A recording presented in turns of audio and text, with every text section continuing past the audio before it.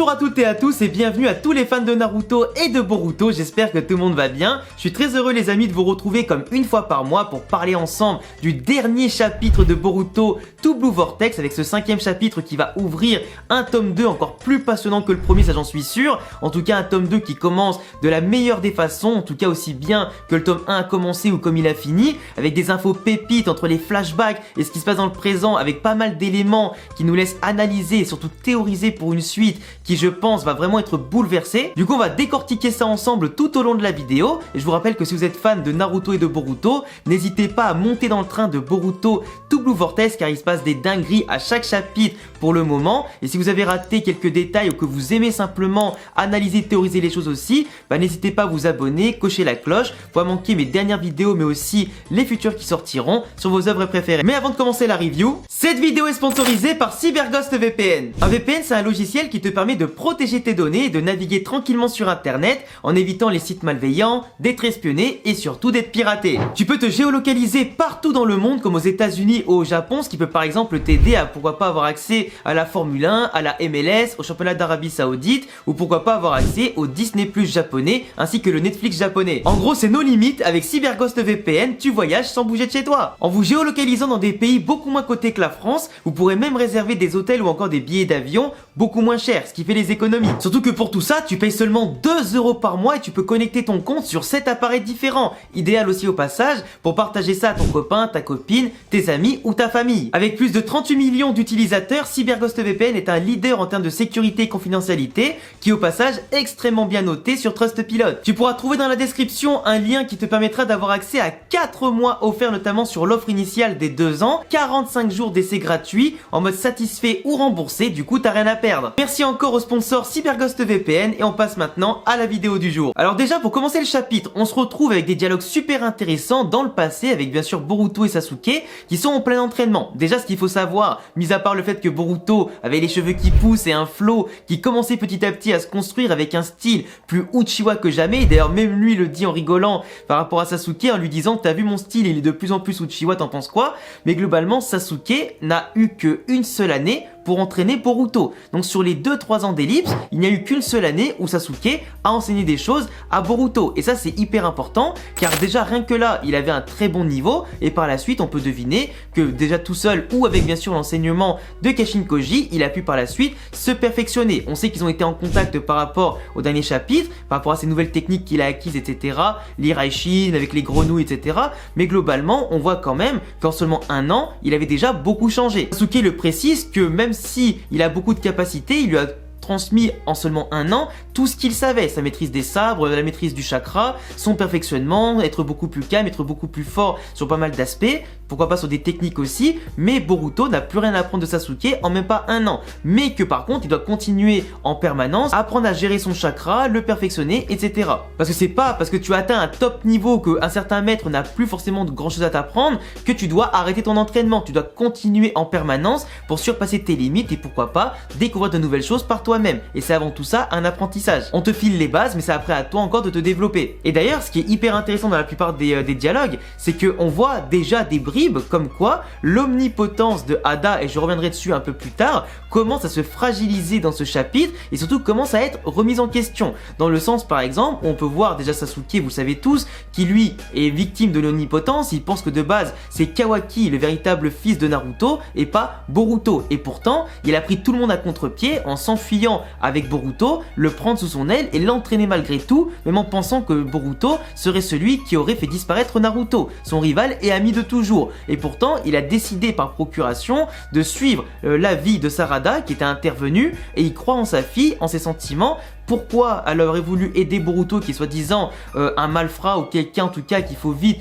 se débarrasser, et pourtant malgré l'opinion générale il a suivi son instinct et l'avis de sa fille. Et globalement Sasuke, même si la réalité aujourd'hui lui est présentée différemment autant devant lui que dans les souvenirs, qu'il peut posséder de Boruto et de la vie en général, bah finalement l'omnipotence peut être contrée par les sentiments que tu as envers quelqu'un. Même si Boruto il lui fait des petites blagues en mode à un moment donné, tu trouves pas quand même que je ressemble physiquement à Naruto, lui il lui dit, peu importe ce que tu es, peu importe que tu ressembles plus à Naruto que Kawaki, Naruto c'est quelqu'un qui l'a sauvé, etc. Il ressent un petit peu cette chose là aussi avec Boruto et avec Sarada, et il pense qu'entre guillemets son rôle actuellement est d'aider Boruto pour justement sauver le village. On a des discussions quand même plutôt intéressantes et symboliques entre les deux. On voit ensuite qu'ils se déplacent à chaque fois d'endroit en endroit parce qu'ils peuvent pas rester sur place longtemps sous peine d'être attaqués par Code et les différents Shinju. Et d'ailleurs justement c'est ce qui s'est passé parce qu'ils sont tombés dans une embuscade, et on sait que Sasuke dans son Rinnegan possède beaucoup moins de capacités et forcément peut s'épuiser rapidement au combat, et on le voit en tout cas en galère entre Code qui est quand même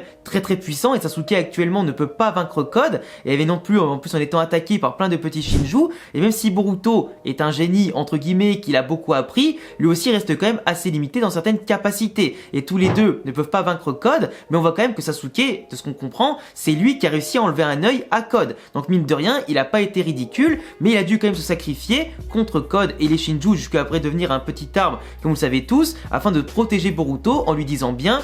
va-t'en, enfuis-toi et surtout deviens plus fort avec Sarada pour vaincre Code et bien sûr tout ce qu'il représente. Donc même si pour lui Boruto serait quelqu'un sur qui il ne faut pas forcément avoir confiance, il a quand même tout misé sur ça en se sacrifiant. Et le fait qu'il fasse ça en l'honneur de sa fille entre guillemets, c'est absolument énorme. Et de l'autre côté, Boruto n'avait pas le niveau, mais après il finit par récupérer le sabre de Sasuke en lui promettant qu'il deviendrait plus fort et surtout qu'il se perfectionnerait pour sauver Sarada et le village, et qu'il le libérait bien sûr. Donc du coup ce flashback qui était déjà teasé dans les derniers chapitres avec leur rencontre du coup pendant l'ellipse, du coup a été chose faite. Mais on voit quand même que l'impuissance de Sasuke et Boruto contre Code était quand même assez monstrueuse, et on voit qu'après, avec les 2 dernières années qui lui restaient à s'entraîner, il a pu faire pencher la balance des pouvoirs en sa faveur et surtout le retourner complètement. Déjà en termes de flow, de tenue, etc. et le fait qu'il récupère l'épée de Sasuke, qui est du coup confirmé par rapport à ce que j'avais déjà dit dans les derniers chapitres, franchement c'est super intéressant et encore plus impactant. Et là tout à l'heure quand je vous parlais notamment du fait que Ada et son omnipotence a été remise en cause, c'est encore plus important et encore plus intéressant et mieux détaillé dans la suite du chapitre, par rapport à ce que fait Amado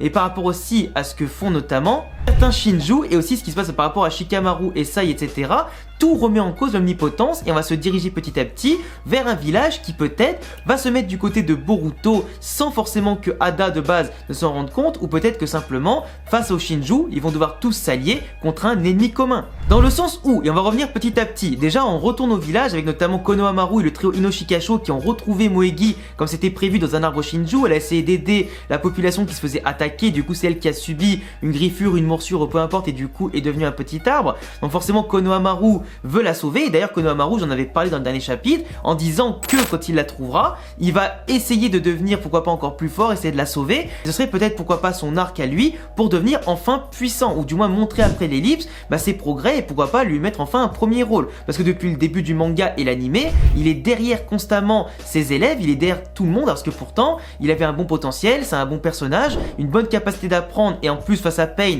il avait quand même des coronesses énormes pour son âge, et de l'autre côté, il était quand même un futur candidat pour succéder à Naruto comme un Hokage, mais il avait pas le niveau aujourd'hui de ce qu'on voyait. Donc peut-être qu'on le verra enfin avec des combats importants, et en tout cas pour sauver son ami, mais aussi potentiellement celle qu'il aime, parce que je suis persuadé qu'aujourd'hui, les différents Shinju humanisés veulent retrouver et manger entre guillemets, faire disparaître ceux que leurs humains entre guillemets qu'ils ont absorbés aimaient le plus, ou du moins ceux qu'ils avaient le plus en tête à ce moment-là, tu vois. Donc Moegi qui pensait à Konohamaru, qui peut elle au passage ressentir enfin les sentiments des autres personnes, ce qui montre bien que, comme on le disait, Jubi a évolué. Jubi qui passe d'une entité entière, suprême, etc., mais déshumanisée, qui n'a pas de réflexion, qui n'a pas de sentiments, qui est juste une bête, en tout cas féroce, etc., pleine de chakras, là, les différents êtres qui la décomposent maintenant sont capables de prendre des décisions, d'élaborer des plans, tout comme le Jubi de Sasuke est capable de poser des questions sur qu'est-ce qu'on est, qu'est-ce qu'on va faire et qu'est-ce qu'on doit faire, et l'autre en tout cas qui a pris le leadership entre guillemets, qui leur dit de suivre leur instinct, de suivre leurs pensées, ce qu'ils veulent faire, parce qu'ils peuvent avoir des objectifs et des envies. Et globalement tu vois que tout ça mis bout à bout montre un Jubi qui va peut-être avoir un plan plus que diaboliques, qui en plus eux-mêmes se considèrent déjà comme des arbres Shinju, ce qui fait qu'ils n'ont plus besoin entre guillemets, selon eux pour l'instant à court et moyen terme, d'aller chercher les Otsutsuki, comme Kawaki ou Boruto, pour devenir ensuite un fruit, etc. Eux veulent vivre en tant que tels, et surtout s'approprier plus de puissance et de chakra, pour simplement développer leurs capacités, leur côté humain et leur instinct, et voir après où ça leur mène, tu vois. Mais ils ont plus l'obligation de base d'aller chercher un Otsutsuki. D'où le fait qu'il y en a un, du coup le chef, qui va aller chercher Naruto Uzumaki pour plus de puissance, en rapport peut-être au passé de son clone qu'il y avait avant et qui vise absolument Naruto, le Sasuke Jubi qui veut viser, comment il s'appelle, qui veut viser Sarada, et du coup forcément c'est sa fille et l'être qu'il aime le plus au monde, l'autre Bug qui veut viser Ada et qui va du coup justement fragiliser Ada qui a transpiré et tremblé pour la première fois du manga, parce que lui-même peut l'avoir. Le Senringan commence à avoir des petits problèmes. Et ça commence à être intéressant parce que Daimon va devoir se battre, Ada va sûrement devoir aussi rentrer en scène de manière plus importante que prévu. Elle a trouvé ça dégueulasse au passage son intervention, mais globalement elle est capable d'observer les gens, mais les Jubi sont capables, entre guillemets les Shinju pardon, de l'observer aussi. Ce qui fait que l'omnipotence se retourne contre elle, ou le Senringan va se retourner contre elle, et attention, parce que là ça peut amener énormément de facteurs, énormément de plans foireux et des futurs combats encore plus intéressants. Donc Ada qui est en difficulté entre guillemets pour la première fois là seulement au niveau mental, au niveau des capacités, tu vois, qui sont contestées, mais surtout le fait que les Shinju ont cette capacité encore multiple et qui possèdent pourquoi pas des choses qu'on n'imagine même pas, qui vont les rendre encore plus complets, mais je me demande en fait comment ils vont réussir à les battre globalement, et surtout comment ils vont progresser et quelles difficultés Boruto et les autres vont devoir surmonter pour simplement éviter qu'il y en ait déjà beaucoup plus, et de l'autre côté les surpasser sur tous les plans. L'omnipotence et les pouvoirs de Ada qui sont d'ailleurs remis en cause avec la discussion entre Amado et Sumire, parce que Amado il avait dit que dans le Kama de Kawaki il avait mis en tout cas tout ce qui était possible pour ressusciter sa fille, qu'il pourrait faire un clone, et ensuite voilà, se servir de ça pour recréer sa fille, entre guillemets, ou du moins un clone de sa fille, sauf que il y a un élément qui est important. Malgré ses souvenirs qui ont été modifiés, malgré sa perception de la réalité qui a été modifiée, il sait très bien que ce n'est pas Boruto qui avait un corps de outil scientifique ninja, mais il voit que c'est Kawaki qui en a un. Et que Kawaki, dans cette réalité, c'est le fils du Hokage. Donc comment, en étant un mec biologiquement humain, comment pourrait-il être un outil scientifique ninja? Et en plus, il a mis sa signature, il a mis toutes ses techniques à l'intérieur, donc il les a reconnues, mais en disant que personne d'autre ne pourrait les imiter. Et que globalement, tout ce qui concerne sa fille sont dans le Kama de Kawaki et non de Boruto. Et même si l'omnipotence, entre guillemets, ou l'échange de Kawaki-Boruto a tout inversé dans ses souvenirs, il se rend compte que la réalité, les faits scientifiques, prouvent que la réalité est fausse, ou du moins que sa perception de ses souvenirs est fausse. Donc ça montre bien le côté ultra scientifique de la chose, comme quoi il se laisse pas avoir par des faux souvenirs, et que quelqu'un a bien trafiqué tout ça. Shikamaru et Sai, qui n'écoutaient pas Sarada à ce niveau-là, commencent peut-être à se dire « Hey, Boruto, c'était pas finalement lui le méchant de l'histoire. Il y a peut-être quelque chose, il y a peut-être un truc par rapport à Ada qui peut se passer, et forcément comme Sai et Shikamaru font partie des gens les plus intelligents de Konoha et globalement du verse de Naruto, avec Amado, tout ça, à un certain degré, ils se rendent compte que peut-être il veut pas se fier à tout ce qu'ils pensent, à tout ce qu'ils se souviennent, et c'est justement là que le pouvoir de Ada se fragilise de plus en plus. Amado, qui ne remet pas forcément en question le fait, tu vois, que Kawaki est le fils de Naruto, mais par contre qu'il y a des choses concrètes qu'on ne peut pas oublier ou mettre de côté. Et même quand Sarada disait qu'elle mettait des photos de souvenirs de Naruto avec Boruto par exemple à d'autres gens, tout le monde réfutait que c'était possible, tu vois. Alors que pourtant la preuve concrète était là, c'était une photo qui ne peut pas être modifiée. Et pourtant les gens étaient toujours persuadés que c'est... Tout comme personne se doute que Kawaki ressemble pas à Naruto par rapport à Boruto, tu vois. Donc du coup c'est pour ça que je vous dis qu'il y a certaines personnes par logique purement scientifique, par rapport à procuration des sentiments vers les autres, par rapport à la remise en question, tout ça, même s'il y a des faits qui ne peuvent pas être changés ou du moins qui ne peuvent pas être facilement acceptables dans leur mémoire, il y a des choses qui vont faire que, par pur instinct, par pur sentiment, ils vont pouvoir agir avec Boruto et des fois se retourner contre Kawaki qui sera peut-être obligé de fuir et peut-être du coup affronter Code pour d'autres choses ou se retrouver pourquoi pas attaqué par les Jubi, même si on sait très bien que Kawaki n'aura aucun problème vu que par rapport au premier chapitre, le premier épisode, ça finira Boruto contre Kawaki au village, mais globalement les Shinju, peut-être qu'il va se passer quelque chose par rapport à Kawaki, à Code, et que l'un d'eux, du moins surtout Code, pourrait disparaître plus tard, mais que Kawaki sera peut-être forcé de quitter le village. Boruto revient comme il veut, il est revenu en claquant des doigts devant Sarada qui d'ailleurs lui fait un câlin et qui peut-être confirme un petit peu les sentiments qui peuvent naître de part et d'autre, devant le regard dégoûté un peu de Sumire qui peut-être ressent des choses justement pour Boruto, mais Sarada a clairement l'avantage là-dessus, même si moi je préférais largement que Boruto finisse avec Nanashi, enfin Ikari Uchiwa comme dans le jeu Naruto Storm Connection où il y avait un semblant de relation plus intéressante encore que Boruto et Sarada, même si après c'est pas une œuvre canon malheureusement, mais c'est vrai que Sarada-Boruto c'est un peu un couple maudit selon moi, c'est un peu un couple qui est séparé par la force du destin, qui ont deux familles un peu maudites, à chaque fois il leur arrive toujours des couilles, et là il sait Boruto que par rapport à Sasuke, bah ça va être compliqué pour Sarada d'encaisser la chose, qui a déjà en plus le Mangekyou Sharingan, dont on attend de voir les capacités qui pourraient, comme j'avais prédit, contrer une bonne fois pour toutes peut-être l'omnipotence ou rendre leur apparence aux gens